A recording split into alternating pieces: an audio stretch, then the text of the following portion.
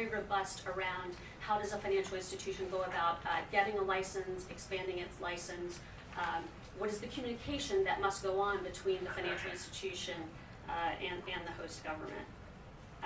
And then last, for the first time, and I know that Ken mentioned there'll be some another session on investor-state arbitration, but for the first time in agreement, financial institutions and financial institutions take very seriously their commitments with their regulators. So I don't say this lightly, but if such a case arose, a financial institution could challenge a discriminatory treatment action by a government.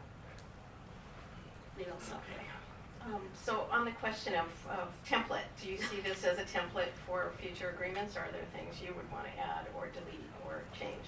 We do see a number of these updates that I've talked about as a template for the future.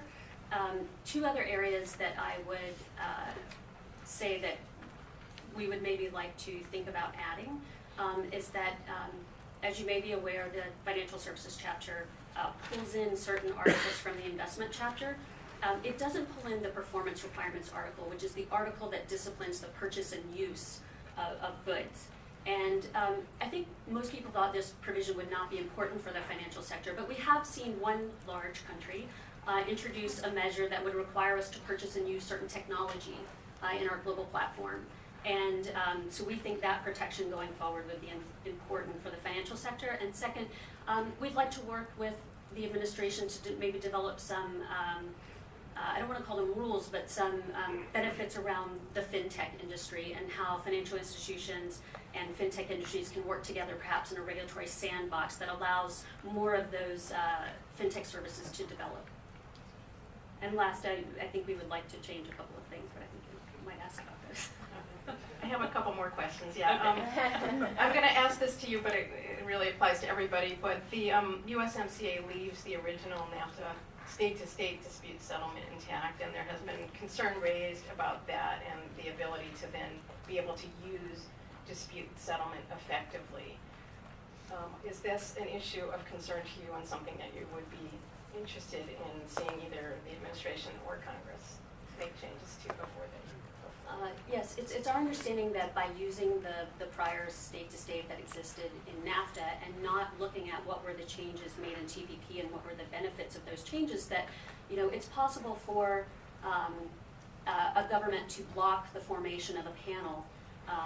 It doesn't say outright block, but that's the way the provisions somewhat turn out. And we saw this happen when Mexico tried to bring a sugar case, which you're probably more familiar with, against the United States, and we saw it again in the CAFTA context with respect to labor. And so I think we just want to make sure that there is a real effective enforcement mechanism for all of these new great provisions, which,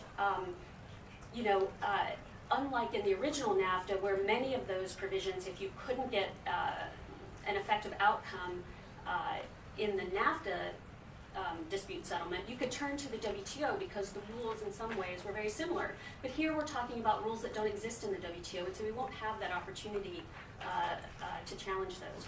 And the second issue I would raise about the state-to-state is that, for the first time, with the limitations that have come on investor state of limiting the types of claims that can be brought by sector, what is the outcome then of a dispute that involves what is traditionally an investment claim, such as indirect expropriation? How is the investor made whole at the end of that dispute process? Because in the provisions, I don't see the words compensation to the investor with respect to those types of claims. I have several more, but I think we're running out of time, so I'll come back to those and turn to Joe and let you answer the first question. Okay, great. Yeah, so let me just focus on three main benefits, I would say, out of this agreement for agriculture. And I think the first is the fact that NAFTA is largely unchanged for agriculture. Products that had zero tariffs going in under the old NAFTA have zero tariffs coming out under the new NAFTA, and I think that's a very, very important thing. And for those products that face tariffs under the old, primarily the Canada-U.S. Free Trade Agreement, dairy into the U.S. and Canada, poultry and eggs into Canada, peanuts and sugar into the U.S., there was some small increase in access. Unfortunately, not reductions in tariffs, which I think really would have been a far better way to go, but kind of in the time-worn way of increasing TRQs, and again, very small increases in tariff rate quotas on these items. U.S. dairy producers have been portrayed in the press, at least, as one of the big winners out of these negotiations. I think if the new dairy tariff rate quotas, if filled, will certainly make up for the U.S. leaving TPP. Similar magnitude, a little bit better. In fact, these are U.S.-centric or specific, so they're in that sense, dairy producers certainly will gain. The other big thing was the elimination of Class 7. But remember that I think if you look at overall dairy exports, these are pretty small. I mean, they're significant, but they're not. It's not like this is going to be dramatically changing the dairy industry in the U.S. or provide enormous access into Canada. I think the larger impacts actually are in Canada, where if you look at access under this agreement plus access under CETA, access under the new TPP-1, those will, and elimination of Class 7, those will pressure the current Canadian system of supply control, and I think you're hearing that or certainly seeing that in the press. And then lastly, I think you'd have to look at, fortunately, some of the provisions that were advocated by the administration were rejected by Canada and Mexico, and I think that's also a good thing. The administration pushed for seasonal tariffs. These were essentially tariffs that were advocated by Florida producers, Southeast fruit and vegetable producers. But you know, the real winners there, those tariffs were rejected by Mexico. The real winners there, I think, are U.S. consumers and also U.S. growers. A lot of growers, I think, were very concerned that they could be hit by Canada or Mexico in retaliatory tariffs or very similar seasonal tariffs. So I think that's a good thing. And then the other thing, you mentioned dispute settlement. I think the fact that we've prevailed on keeping Chapter 19 actually is important. I think the U.S. has done well. We've had issues with the way people have, our partners have implemented provisions, and it's good to have a dispute settlement recourse there, although I would agree with some of the changes that were talked about in the TPP. I think that would have been very good. So I've talked about this, called this in the past the Emperor's New NAFTA, but I think that's only when you compare it to the old NAFTA. I think comparing it to no NAFTA is a very good thing. Okay, let me ask you the template question. Is this a template going forward, or do you see areas that you would want to have changes? Well, again, for agriculture, there are some things in there where you start picking up some of the TPP provisions that were brought into NAFTA. That's a good thing. Again, yeah, the only thing I would say on the tariff side or on those protected commodities, it would have been much better, I think, to see some true tariff reduction on those things rather than TRQ access. I mean, the TRQ access was pretty minimal. So I think moving forward, NAFTA is a great template in the sense that there's zero tariffs for so many items. So. All right, now I get to ask my TPP question. You know, the issue has arisen on various occasions, and the administration periodically saying that they would consider rejoining. What is your view, you know, given the importance of new market access to the agricultural sector, what is your view on the bilateral approach? Would you advocate the administration trying to join a broader regional coalition, TPP, or some other group of countries, or TPP by another name? What's your view on Yeah, my sense is it's better in a regional multi-member negotiation.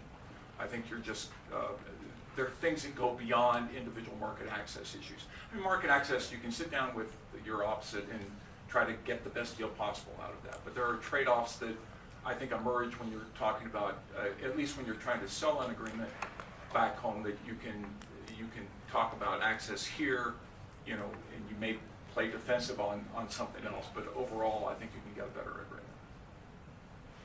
Good answer. We're going to run out of time, so I want to put out 3 questions for any of you to answer. Any one of them are some of the issues that have been, that have arisen in discussions about the agreement. So I'm just going to give you three to choose from. Congress has weighed in heavily in recent years on the need for the U.S. government to develop strong implementation and enforcement plans to accompany commitments and trade agreements. The labor chapter includes an annex on worker representation in collective bargaining in Mexico that says that the entry into force of the agreement may be delayed until legislation required by the annex becomes effective. What other areas are priorities for Congress to push for in implementation and enforcement of the agreement? That's my first question. Another area that has been much discussed since conclusion of the agreement is the provision on negotiations with third countries that are market economies that require a party to notify the others if it intends to launch FTA negotiations with a non-market economy, to provide that text to the other parties before signing, and to allow other parties to terminate USMCA or replace it with bilateral agreements that amend or exclude provisions of the USMCA. Does this set a precedent that could be used by the U.S. or other countries to advance a range of non-trade related goals? Is this a cause for concern, or is this something that you support? And finally, my third question to choose from.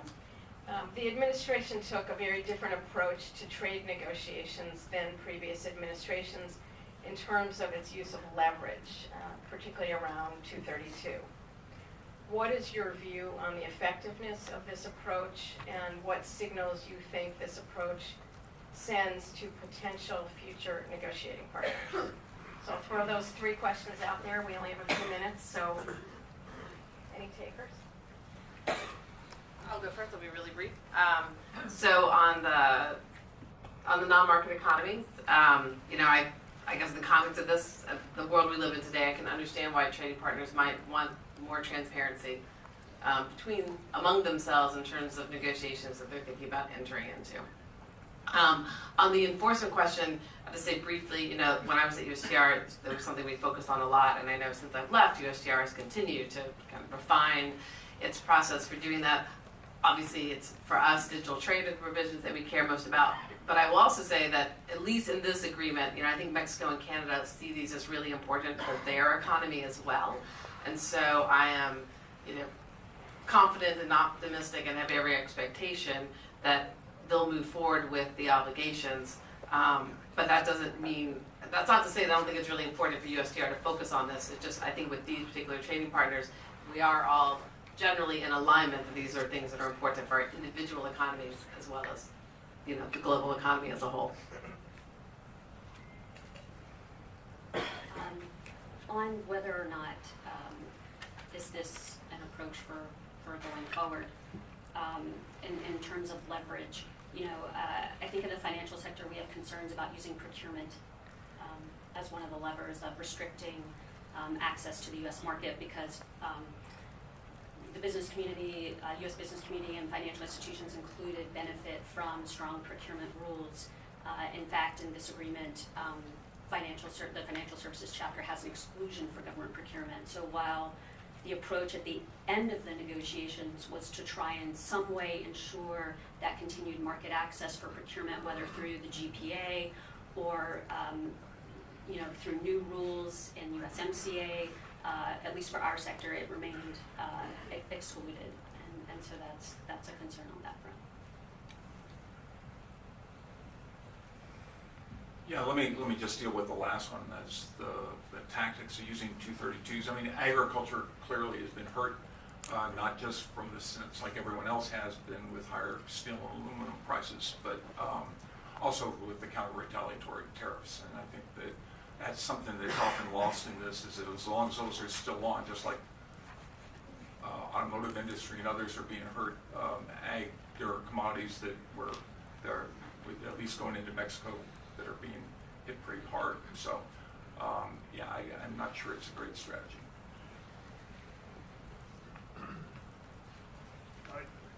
We're, as an industry, opposed to imposing automotive tariffs under Section 232.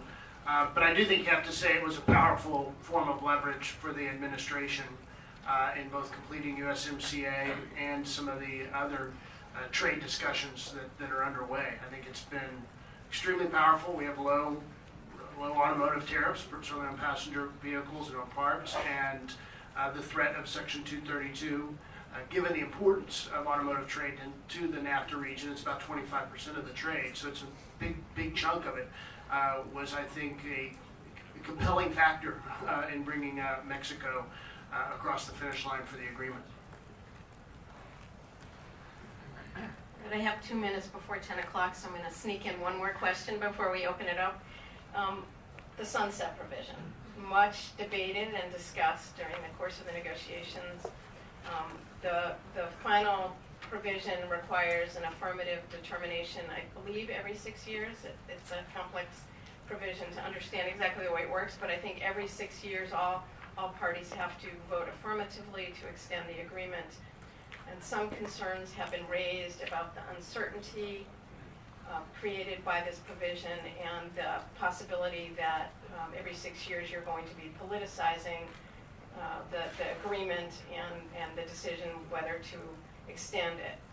Are there changes that should be made to this provision before the agreement is finalized, or changes that should be included in the implementing bill that would reduce these kinds of risks? Well, I was only nodding my head because, yes, it's an interesting provision that we haven't seen in trade agreements in the past. And I think, related to your previous question of, it seems that there are several opportunities, you might call it, in this agreement where a country could decide that they don't want to be part of this agreement anymore, whether that's through a traditional withdrawal provision, which obviously needs to be included in agreements, this provision of the sunset clause, and then what happens in the non-market economy. And I think it would be helpful to know from the administration and from Congress, how do they see working together to ensure that there is certainty in the agreement for whether you're invested there or supplying goods there or relying on supply chains, when you have these three different but provisions that could also be coordinated to then ultimately undermine the exercise that we've all just been through with the administration to negotiate a new and modernized NAFTA.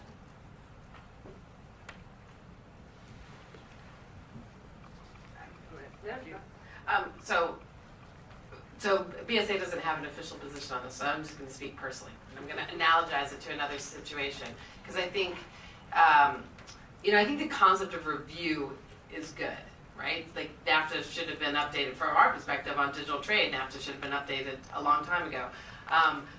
You all may be aware of this agreement between the United States and the EU called Privacy Shield that allows data to move back and forth. And when that was redone, there was a review concept built into that. So it's different than a sunset, but it is a scheduled review. And we were supportive of the new Privacy Shield. We were also supportive of the review. And that's not to say there isn't some complication that's created by the fact that there's an annual review. I think the negotiators are actually in Brussels this week talking about it. But I do think there's utility there, because it is an action-forcing event that means that the companies and the governments are kind of actively thinking about whether or not improvements need to be made. So I think the concept of review is good. I can see why there would be concerns that the sunset would be politicized. And so I think probably one of the things that would be really helpful is to understand what are the criteria for that. That's been true with the Privacy Shield review. Like there are certain things that everyone is aware that the various governments will be looking at. So there's I think helpful, useful parameters that will actually be useful to make the agreement stronger as it goes forward. And here, if there's going to be maybe a review of it, it would be helpful to know, I think, what those criteria and parameters are. So they can be actually used as a ladder to strengthen the agreement, not something that's going to become a political tool. Well, I would just say I think the sunset's really unnecessary and could be politicized. And unnecessary because if the administration's proven anything, it's proven that the United States can renegotiate NAFTA anytime it wants. And it's just an unnecessary provision. But I don't think review requirements are harmful.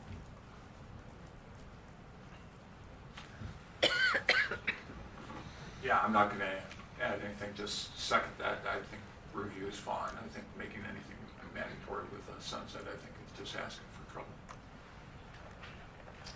Okay, thank you. I'm 3 minutes over. Fantastic. Thank you very much. We have a little past time built in. So we're going to take some questions from the audience right now. Mariana's going to walk around and take the mic around.